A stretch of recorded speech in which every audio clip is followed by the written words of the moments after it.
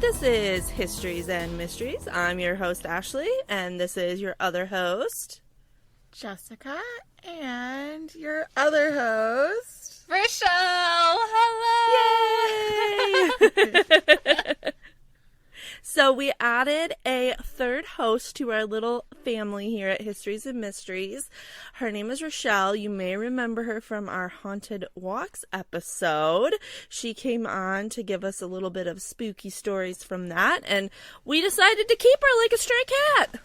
Aw, thank you. I am so excited to be a part of this, for sure. I never thought in a million years, and I think I said this on the last episode that I came on as a guest, that just finding a new podcast to listen to would lead to going on that podcast and then being a part of it is insane. So thank you, both of you, for having me. Absolutely. We're very excited for all the new ideas and stories that you're going to bring to our listeners. Woohoo. So on this week's episode, it's going to be Billy the Kid. Yeah, and so each week there will still be 2 stories. We're just going to rotate through the stories. So next week will be Rochelle and me, Ashley. And then the following week will be Jessica and Ashley, and so on and so forth. So we hope you like our new format, and we hope you like today's episode. Yeah, got to take the load off for these 2 baby mamas here a little bit. Yes. Very grateful. I'm just a cat mom, so, you know. We love our kitties too. I like color-coded my notes. I like did everything. Perfect. Cute. That's so funny. I did not color code my notes. I am like that annoying person that does. I like color code everything, and I'm sure it annoys like half of the people I work with, but the other half are like, oh, it's so helpful. It is super helpful. So don't ever apologize for it. So my story is on Billy the Kid, and unfortunately Ashley is running a bit late right now, so she'll join us later. So Rochelle, do you know anything about Billy the Kid? I vaguely know who he was. I don't know any of the details, so I'm really excited to hear. Perfect. Yes. I don't know much about him either. Well, we'll learn together. Exactly. I did these notes like 2 weeks ago, so it'll be an adventure for both of us. It'll be a surprise for everyone. Exactly. We'll learn as we go. It's perfect. How we should do that one time, we should do a episode where we like do notes for each other. That'd be fun. And then we just have to like try and read. Oh my goodness. I've kind of done that. As we go. It's true. And like I kind of did that like with the story you researched for me. And then my husband and my mom researched Paul Bernardo. So it's very fun, especially when they have bad spelling and grammar and you don't know how to read the sentence properly. Don't you sometimes do like speech to text or whatever where you like record on your voice? I did that once. I did that for the episode last week, so the Cleveland Torso Murders. I did that, and it was very difficult for me as a person because I'm kind of like you. I really prefer to like handwrite everything, but I don't have enough time for that, so I have to type everything because I have a baby and it's very difficult. But literally considered going to Staples and printing out my notes on paper. I would have. I was like, no, I don't need to do that. Oh my goodness, that's so funny. But like, honestly though, it helps me think better and think through my thoughts easier when I do it like that. So when I'm doing the speech to text, it's very hard because you have to reword things that you're reading. So it's very hard to be like, what am I thinking? What am I trying to say right now? It's a lot easier to type it and do that. Yeah. So I don't know if I'll do it ever again like that, but it was an adventure. I feel like I kind of want to try it at least once just to see what kind of sentences come up. Yeah, it's something else because you have to be like, oh, put a comma here, put a period here, and it's just like it's so hard because I can just do it myself without even thinking about it. So Yeah.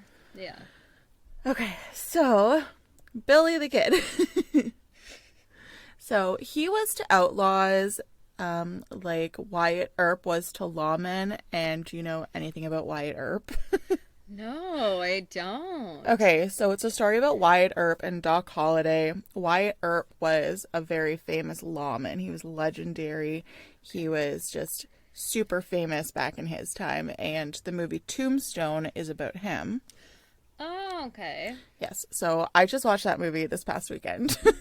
My husband had me watch it because we're doing this thing where I have movies that I want him to watch and he has movies that he wants me to watch, especially because of our age gap, right?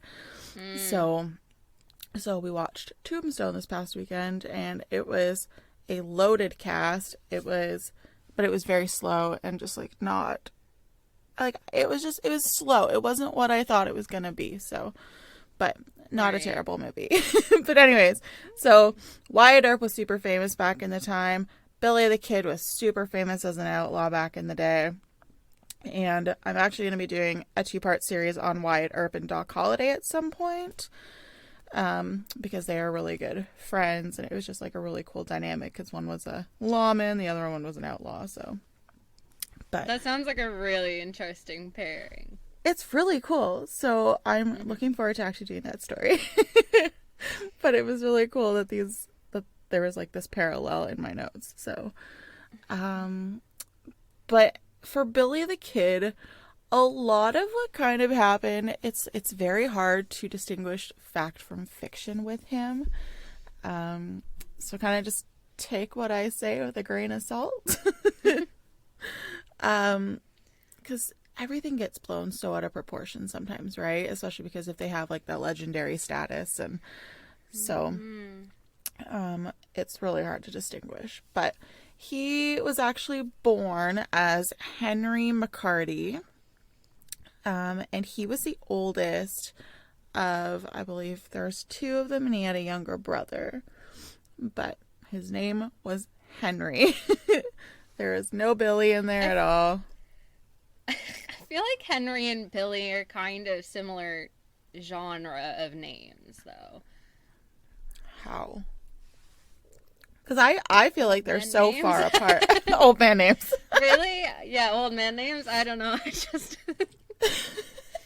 I can, they're kind of like old-timey, kind of Yeah. like Billy, Henry. Okay, Yeah, I maybe guess. It's just me. No, because there's like Wild Bill.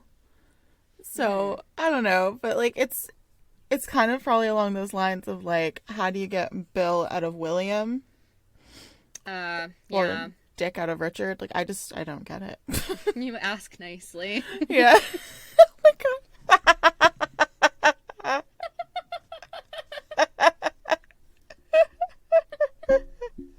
Oh my gosh. You set that up, Jess. That was perfect. Poor Ashley when she's like listening to this when she's editing.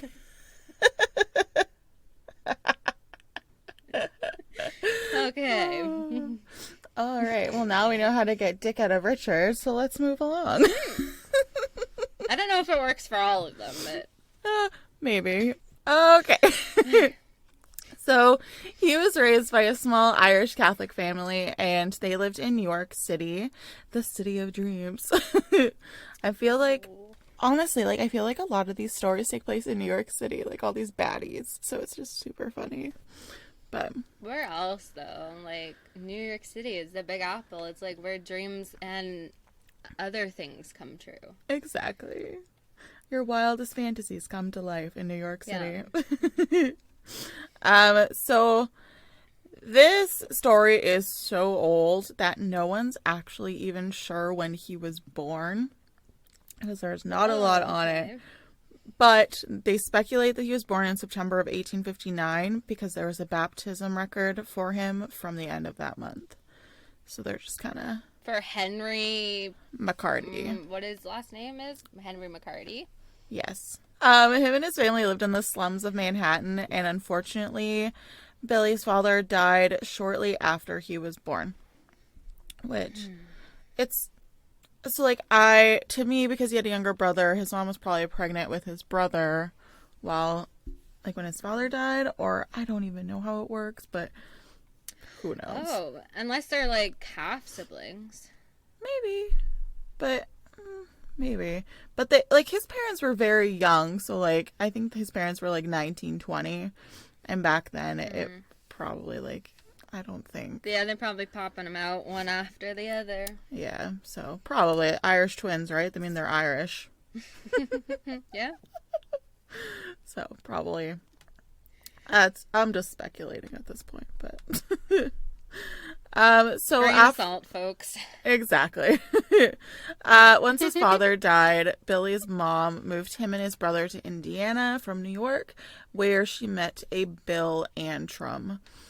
Then they moved to Kansas, and 3 years later, Bill and Billy's mother got married. And soon after they got married, the family moved farther west, and Billy started getting into some trouble. Ooh. Lots of moving around. I moved around a lot when I was a kid, too. Luckily, I never decided to become an outlaw, though. Same. Yet. Same. Okay, so he got into some trouble, which, you know, you do back then. He's very young and not much going on, so. Unfortunately, Billy's mom contracted tuberculosis, so she was very dependent on the men in the family financially. And a year after the two got married, Billy's mother died from tuberculosis. Aw. Yes, so he was 14 years old at the time. And Aw, that's so young to lose, like, have no parents. exactly. And I mean, like, he technically had his stepdad, but his stepdad was a dirtbag, and he was off on a business trip at the time because back then, I mean, like, the men kind of had to go traveling for work and stuff. So he was off doing God knows what, and he didn't even cut his business trip short and come back for the funeral. Jeez. Yeah, so he basically just kind of pieced out, which is just so terrible. So, like, poor Billy, he's 14 years old. I don't even know what's going on with his brother because they don't mention him at all anymore. So, I don't even know what's going on with his younger brother, but he's never mentioned again. So, hopefully, good things happen to him, but we'll never know.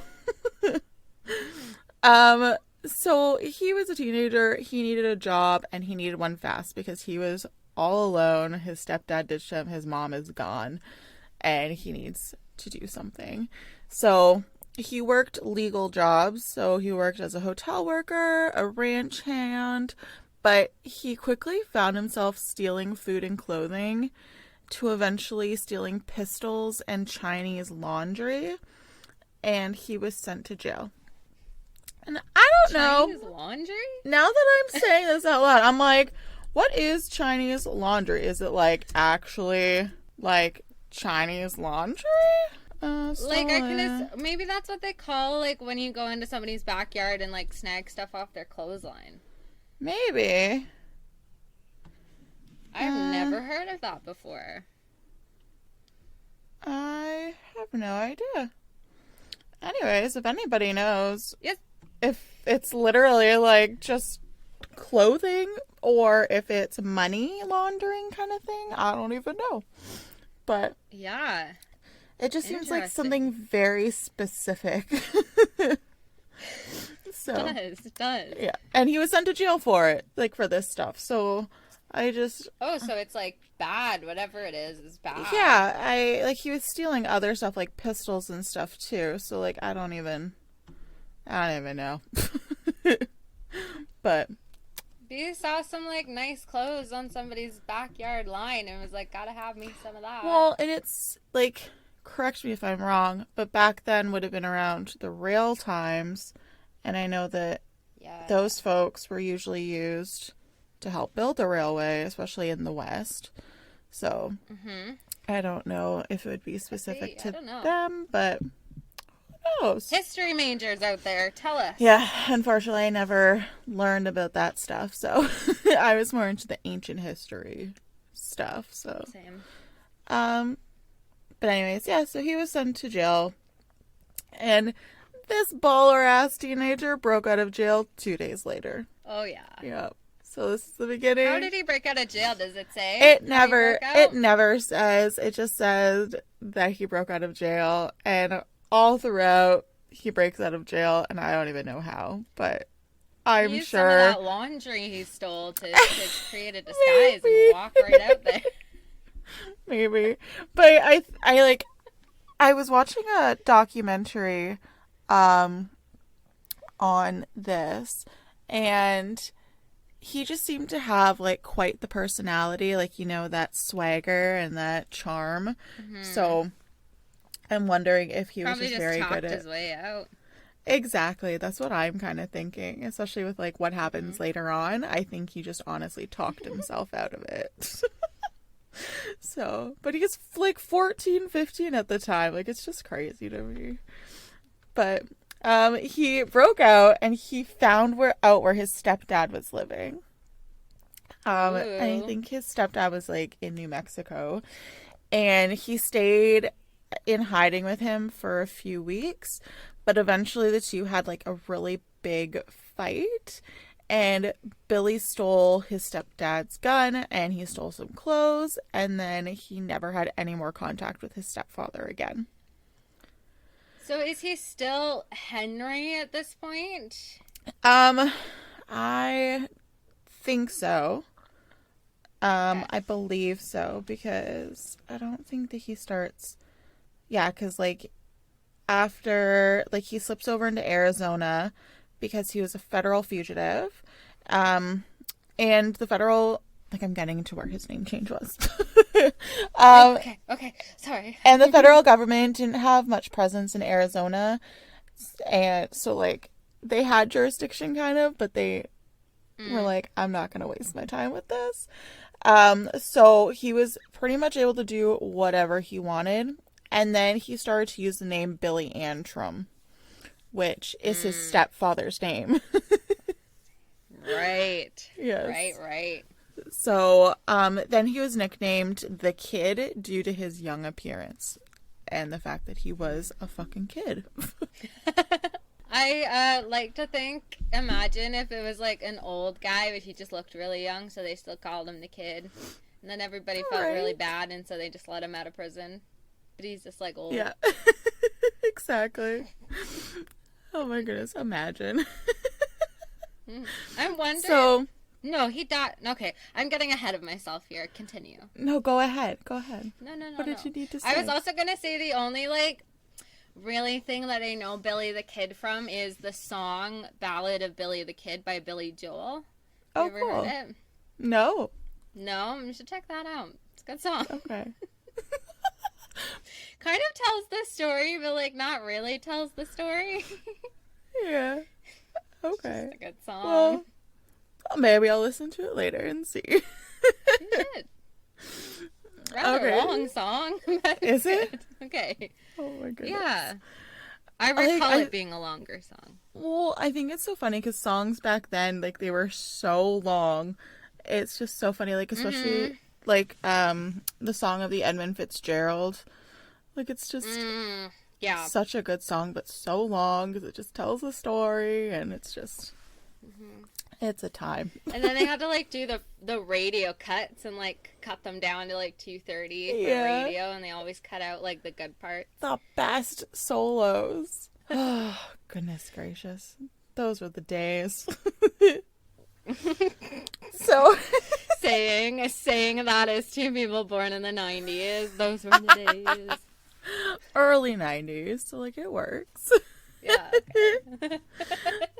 So Billy Holding then on to that millennial title. Like, Exactly. with all my might. exactly. Yeah, we gotta do it. So he then found work in Arizona. Ashley. as a ranch hand. And in his downtime, he enjoyed doing things like visiting the saloons, drinking, playing cards, whoring about, and many other things a boy of 16 would love getting into. Yep. Do you... Okay. No IDs back then either. No, not at all. So it's just like... And I mean, kids were on their own when they were super young. So I mean, it's like, whatever. Just let them do. If they have money, great. Just give me your money and I'll let you be. So like, I know that your boyfriend is a gamer. Do you ever game at all? I do, yeah. Like, have you ever played Red Dead? No, I haven't, but he's played Okay, so Red Dead, yeah. I think I've only played Red Dead Redemption 2, which is the newest one, I believe. Yeah. And I love just going into the towns and like playing poker and dominoes and just like all this kind of stuff. So That's it's what like I can do totally on like GTA. Whenever it's like Grand Theft Auto, I'll just like go to the casino and play games. Well, honestly, like I'm not good at all the other stuff, so or I just like run around on my horse and okay. I was literally just like, I was busy doing stuff, so I just kind of like let the game go on its own, and I was literally just like on my horse, not doing a damn fucking thing. And I come back to it a couple minutes later, and I have cops shooting at me just for standing around. Loitering. Old-timey loitering. It's so funny. It's like, I'm not doing anything. And so I like rack up this huge bounty and I'm texting my husband and I'm like, you got a bounty in Saint Denis, I'm sorry. Oh, were you like, playing on his account? Oh yeah, 100%. Okay. Because he's finished the game, so I just screw around on it and just like run people down with my horse, or I play card games at the saloons. I mean, why is it there in the game if you're not supposed to just go and do that stuff anyways? Exactly. It's the funnest part of the game. Like, I play Assassin's Creed just so I can get, like, some frustrations out. Because I just run people down. It's the best thing ever. But and all of a sudden we've become a gaming podcast. Yeah. Imagine. Oh my goodness. Okay, so he was doing shit that a 16-year-old boy would just like love to do. He's out on his own. He's like, I can do whatever the fuck I want. Life is great. And even though our boy was living a life of quiet means, he was still stealing. A little shit. So he then joined a guy named John Mackey, and they began stealing horses from an army fort and then selling them. And I love that I have right in here, does anyone play Red Dead Redemption? Alright, already past that. But like, how does one go about stealing a horse? How do you do that without being seen? Like, a horse is big. Well, yeah, but like, kind of the way I would do it in the game, like, it could be at nighttime. The horses are, like, hitched outside. Everybody's in the saloon. Like, there's nobody outside usually at nighttime. Or, like, these towns weren't always bustling, right? Like, it's new frontier. And so you could steal the horse and then just peace out with it. I don't know. Or there's horses out in a farmer's field, like, out in a corral. And, like, usually the corrals are farther away from the houses. So it's really easy to just steal the horses out of the corral, right? Well, everybody's sleeping. I couldn't do that. I would feel so bad taking a horse away from their family. Well, that's why we are not horse thieves.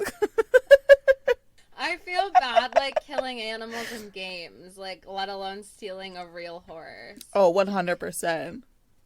Yeah, 100%. Oh my goodness. Okay, so even though this was a good gig for a while, Billy just couldn't stay out of trouble. And so in 1876, he was playing a card game, probably at the local saloon. And he accused a man named Frank Cahill of cheating. So the two exchanged some lovely words. And then they started fighting over Billy's gun. Eventually, Billy was able to shoot Cahill and ended up killing him. Yeah. So, this was more than likely his first kill, although there are some that speculate that he killed some Apache or some of those folk. So, but it's just, this is kind of like the biggest. He did bad. He I'm messed trying to up think here. of like a good old timey like insult, and I can't think of a good one. Like, what do you think they were saying to each other? I don't know, but I mean, like, I think it's just because of the fact that he accused this guy of cheating during cards, and this guy was just like super old pissed, right? cheater. Because men have The egos. old cheater. Yeah.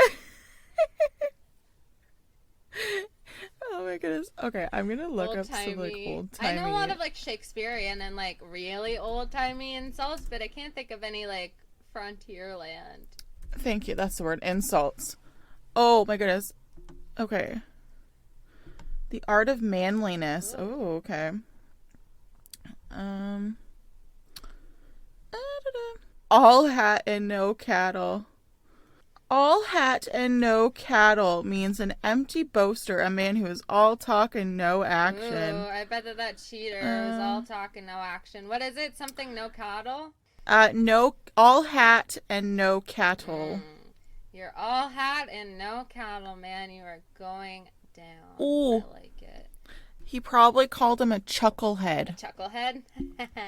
Yeah, it means all signify stupidity and weakness of intellect. You chucklehead, you are all hat and no cattle. Yeah. Boom. Oh my goodness.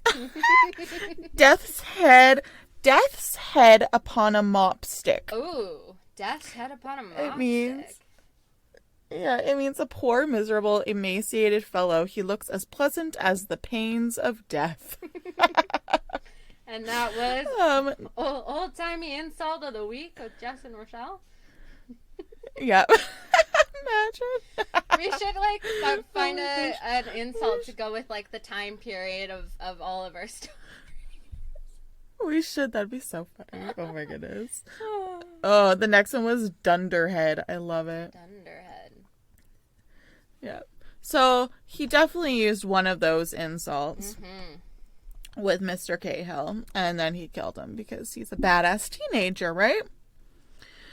So even though he was living a pretty good life in Arizona, where he wasn't running from the law anymore, this dummy just had to go and kill someone. That was the perfect now opportunity to call him a chucklehead. Jess! Okay, I'll do it again. Okay.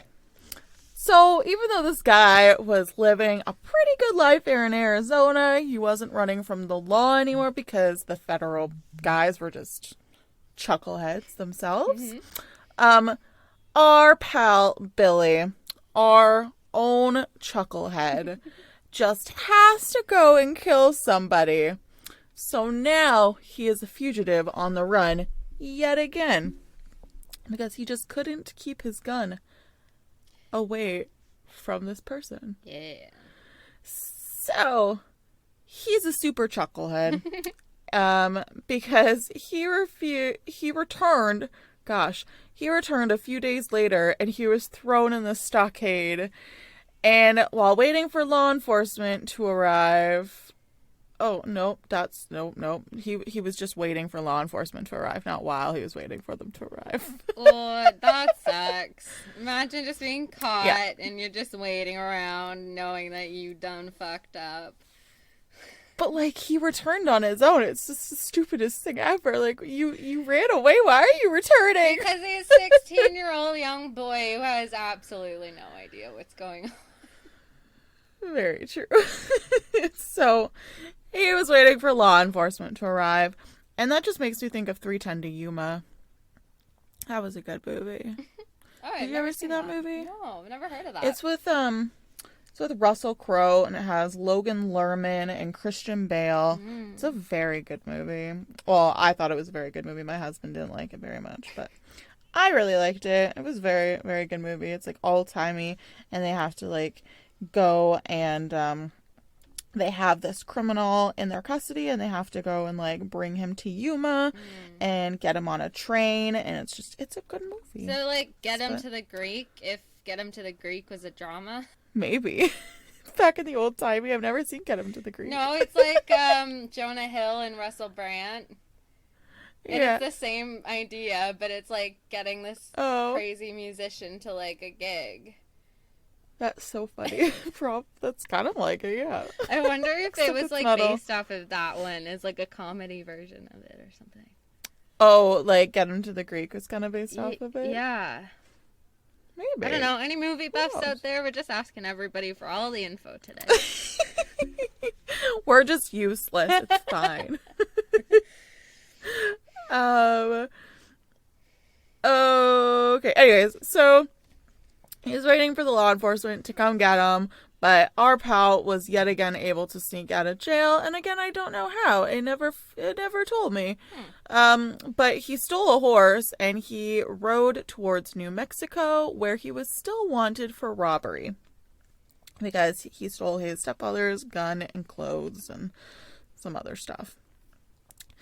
But he didn't make it to New Mexico. He was apparently attacked by the Apaches, who stole his horse and left him to walk in the desert. Revenge. Gonna have some coffee.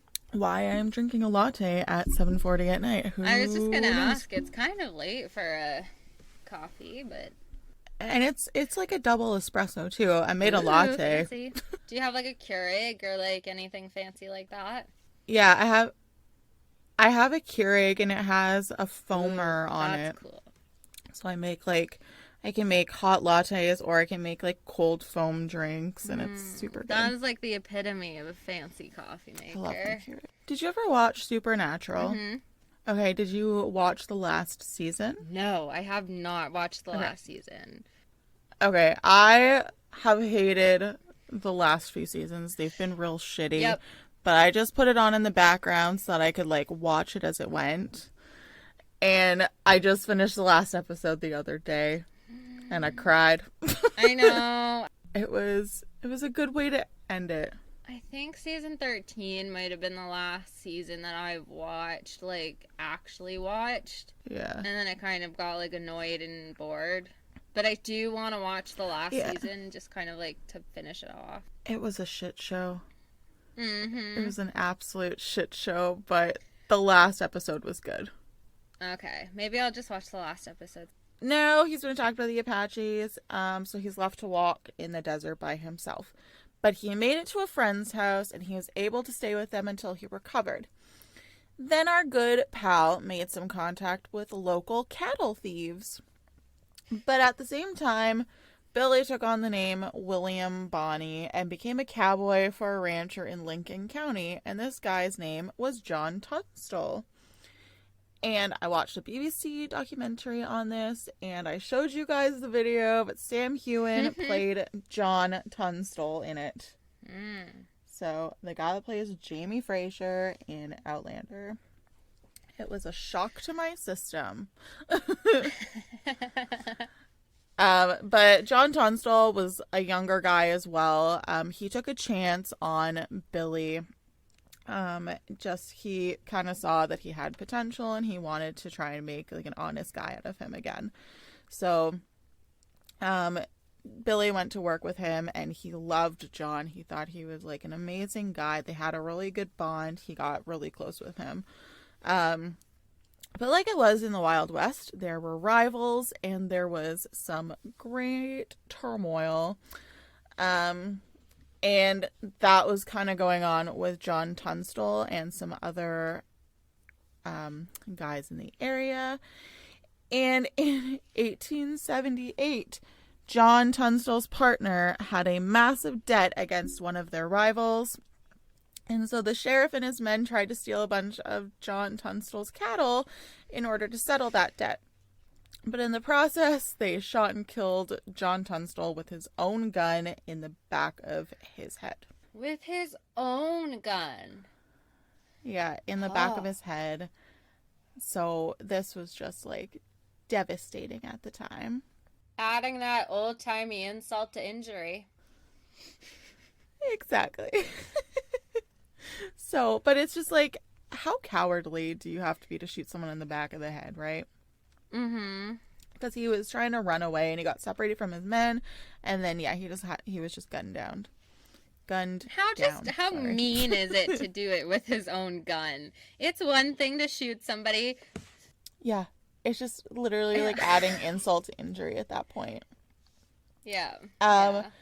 But so Billy was around when this happened. Like, they were all around at the same time, and he observed all of this take place, and he was able to convince the Lincoln County Justice of the Peace that the sheriff and his men actually committed murder instead of like an act that was fully justifiable. So, but like, there was corruption back in the day, as there is now, and I feel like there was a lot going on back then. So the sheriff's deputies arrested Billy the Kid rather than the sheriff, who actually like committed some crime. So unlike the other times he was put in jail, Billy didn't have to break himself out this time. A U.S. Marshal actually let him out. Just let him out? I don't remember why, but it happened. Probably kind of recognized, like, hey, yeah, you didn't actually do anything bad, and let him go. It's just like in the BBC documentary, it was showing how Billy missed Tunstall's funeral. And they were kind of mocking him for it because, like, they knew how much he cared about John and, like, how much, like, John kind of put in for him. And so they were just, like, mocking him for missing the Really funeral. taking after the stepfather there. Yeah, exactly. So, but, yeah, they just, like, yeah, they kept him in there specifically to make him miss the funeral. Aw. Which is just horrible. But anyways, so he was let out this time. Wait, so he didn't like purposely miss the funeral? Like they didn't let him go to the funeral? No, he didn't want to miss it. Okay. That they kept him in jail so that he would miss it. Specifically said he would miss it. Aw. Yeah. So, and he was like very upset when he found out that he had missed it because like he really cared about John and like he was very grateful to him, right? So it just like added to all of this crap that he was going through. So once he was released from prison, Billy actually joined a regulator group that was formed in order to avenge John Tunstall's death. Oh. And he was kind of like the head of it, which was pretty good at the time. That sounds like a really badass group. Exactly. Like it. They were, and they were actually like able to ambush the sheriff and kill him, which was a good thing for once. And but like the new sheriff wasn't very happy with what the regulators were doing. So in July of 1878, the regulators and the new sheriff and his crew had a fight, which is known as the Battle of Lincoln. And during this, the bad sheriff, his men, and some reinforcements set a saloon on fire that held the regulators inside. And as the men fled the building, they were shot. Oh. Yes. But our pal Billy and some other regulators were able to successfully flee. Woohoo. So I don't know if we I don't should know, be man. like I'm cheering them on or not, though. Should we be cheering them on? I was literally just about to say, I'm cheering for Billy at this point. Yeah. Yeah. He's just like a kid that was orphaned and he had to do shit on his own. And back in the day, like, you just had to do what you needed to do to survive, right? So. Okay, so it's official. We are rooting for Billy the Kid from here on out until he does something horrendous. And then we'll Exactly. reevaluate. Yeah. So our pal Billy was able to flee, thank goodness. Good. Now, obviously, he was a prime target for local law officials as he made it, out of this battle alive. But he had actually witnessed the murder of a particularly important lawyer recently, and he was going to go forward about it. So he made contact with the local governor, who agreed that Billy could be let off if he gave information about this murder, but that he would need to arrest Billy in order to make it look legit, and that he wasn't just getting information from him. So, 2 months went by after Billy was arrested, and nothing came out of the information Billy gave them. And he realized it was a trick. So he broke out of jail before they were able to hang him. Good boy. Wow. Yeah. And for about 1.5 years, Billy the Kid was able to go undetected. That is, until he got into a fight with a man named Joe Grant in a saloon in Santa Fe. So this is probably where that reevaluation comes in? Maybe. I don't know. I still think he's a freaking badass at this point, even considering what happens next. Okay. But We'll take your word for it. not that I condone what he's about to do, but I think he's a badass at the teenage age that he's at. Well, I think he's 21, but whatever. Anyways, I think he's a badass, so okay. I'm just gonna go with it. So no one really knows how this fight started with Joe Grant, but Billy knew something was going to happen, so he thought fast. He admired Joe's revolver, and he asked to see it. And he noticed that it only had 3 bullets in it, so he spun the drum to an empty slot before returning it back to Joe. Sure enough, the two got into such a heated argument that Joe pointed his gun at Billy and fired at him, but nothing came out. Like, what the frick? Like, this is just... Yeah. But anyways, yeah. So, like, then he took his gun out and he shot Joe in the head before running out of the saloon. Wow. And Billy stated, quote, "It was a game of 2 and I got there first." But it's just like, he's only 21 and he's so cunning and he's so smart. Like, it's just wild to me because he was basically just like, he had to raise himself. Like, he had nobody around. Like, it's just wild. He's lucky too that like he managed to get away with that. And like the guy didn't recheck his revolver. I know. Well, I don't even know. So this is where, like, you know, the fact from fiction comes into play. Because in one thing I read, it said that, you know, he asked to see it, like I just said. But then another thing, it was like he kind of, like, took it out of his, like, holster or something while he wasn't looking, and he was able to do that, and then he put it back. But I'm not, like, so that's kind of where, like, how do you tell the fact from fiction at this point? Right. But either way, that's kind of what happened, and he shot Joe Grant and killed him. I feel like actually asking to see it makes more sense. I think so too, but it's like... But yeah, you're right. Who knows? Yeah, who knows? And honestly, like how would you get away with, you know, rotating the drum and giving it back, you know? So... I don't know. So maybe he asked to see it, and then he kind of, like, went the side hustle and just kind of rotated it while he was talking, and I don't even know, but... So, he was wanted, he was a fugitive, he booked it, but he was quickly captured by the New Lincoln County Sheriff, Pat Garrett, and at a place that was called Stinking Springs on December 23rd, 1880. That's a good name. Despite some... Right? Stinking Springs. I love it. It's like Jackass Hill. So, despite some bumps along the way, the sheriff was able to successfully deliver Billy the Kid to Santa Fe and collect the $500 bounty on his head, which is almost $13,000 today. Ooh, that's a good chunk of money. Yeah. So, angry, Billy made the comment, quote, "People thought me bad before, but if ever I should get free, I'll let them know what bad means." The following spring, Billy the Kid was put on trial, and it was more about putting on a show than actually finding out what truly happened during the Lincoln County War.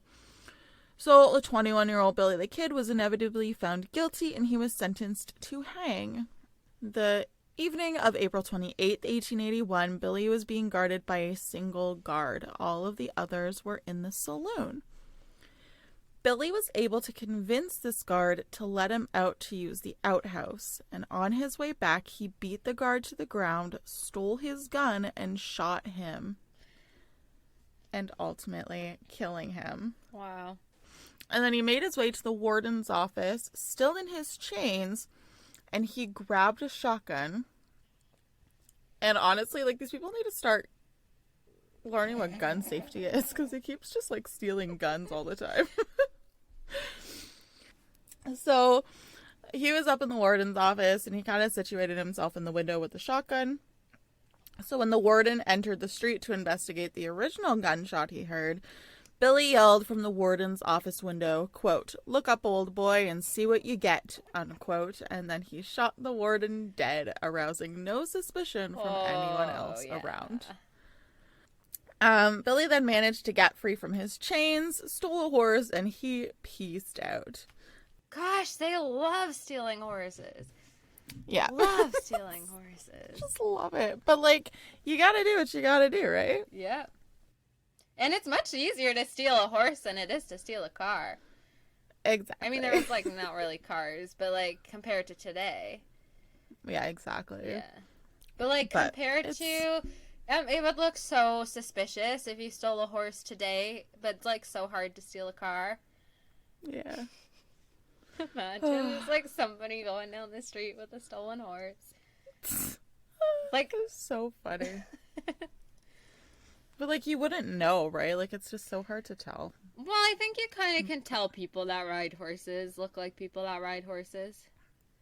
Like, if I stole a horse, like, I would obviously look like a person that stole that horse.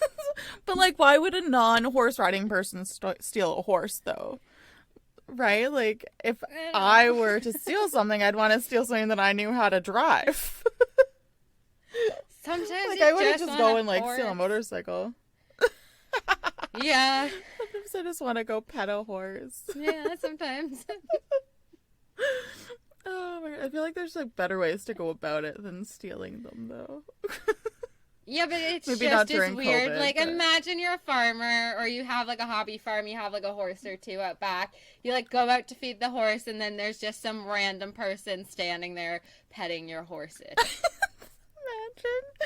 Oh my God. Like, that's just as weird, no? That is very weird, yeah. That'd be like coming outside to find somebody, like, washing your car. It's true. I mean, but somebody can... like, if someone wants to come wash my car, please come wash my car. It's dirty. It's dirty. Come pet my horse. Come wash my car. Anything.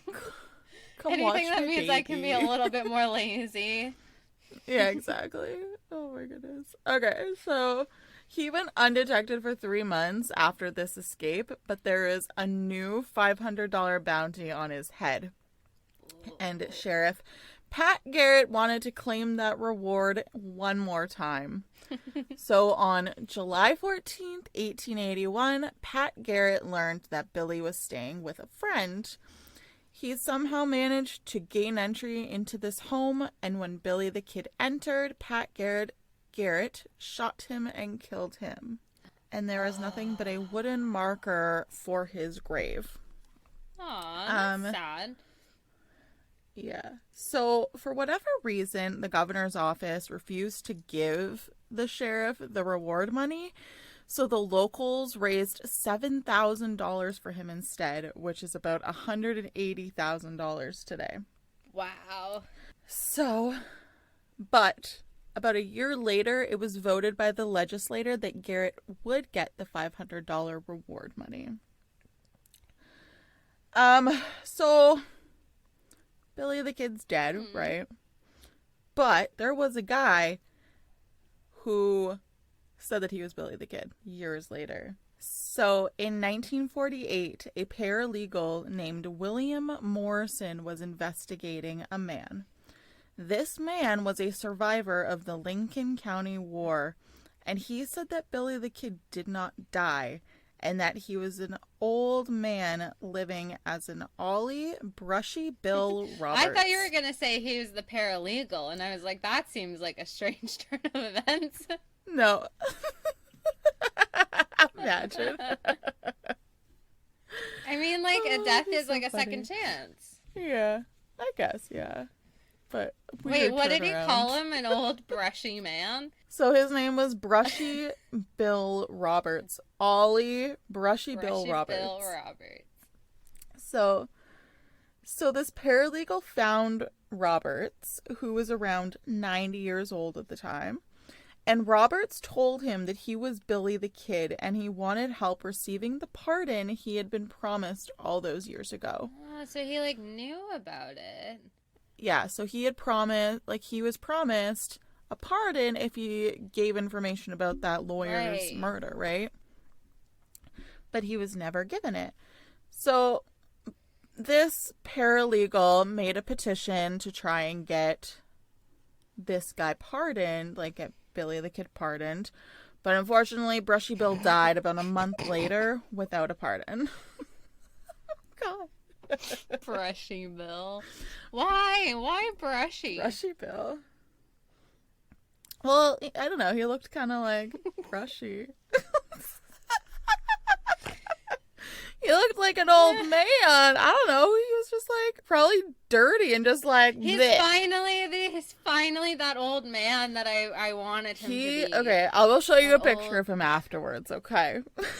Okay. So, a historian researching for a book they were writing stated, quote, "Before I made the discoveries I made in my book, I did not have an opinion on Brushy Bill. I now believe without a doubt that Billy the Kid was not killed by Pat Garrett in Fort Sumner. I believe he lived. He had many more adventures before he finally died in Hiko in 1950. When you listen to his real story, he talks about how he wasn't an outlaw, how he never robbed banks or stagecoaches, how he resented the fact that Governor Lew Wallace reneged on his promise of a pardon in 1879 and left him to die. Now, these are strange things for someone that is a fraud to focus on. They are personal things and things that make complete sense for him to be upset about if his story was true."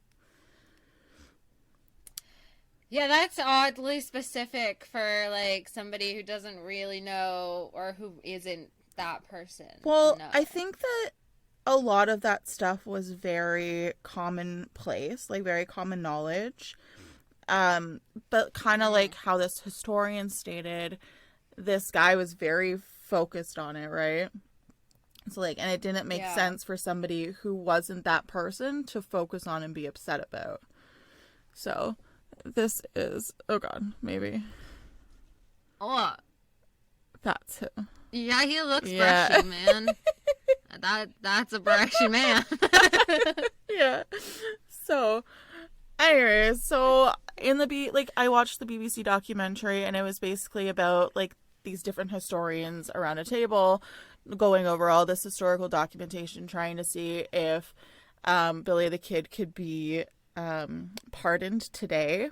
And I think that their conclusion was like, yes, he should be pardoned for what happened back Aw. then. So, anyways, that was my story on Billy the Kid. I forgot to tell my resources, so I used All That's Interesting, and I also used Obscura Atlas or Atlas Obscura, whatever it is. But Well, I only heard 10 minutes of it, but it was a great 10 minutes. perfect.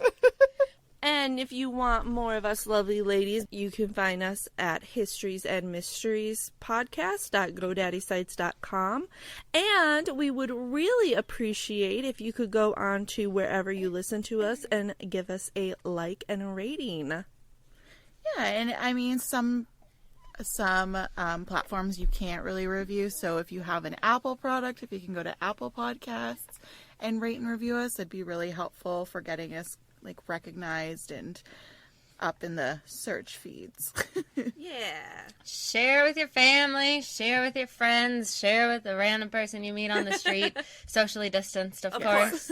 But yeah, gotta get the word out there. And if you have any recommendations for us, you can use the contact form on our website, or you can send us an email. Perfect. Woohoo. Thanks, everyone. We hope you have a really great week, and we'll bring you 2 new stories next week. Bye.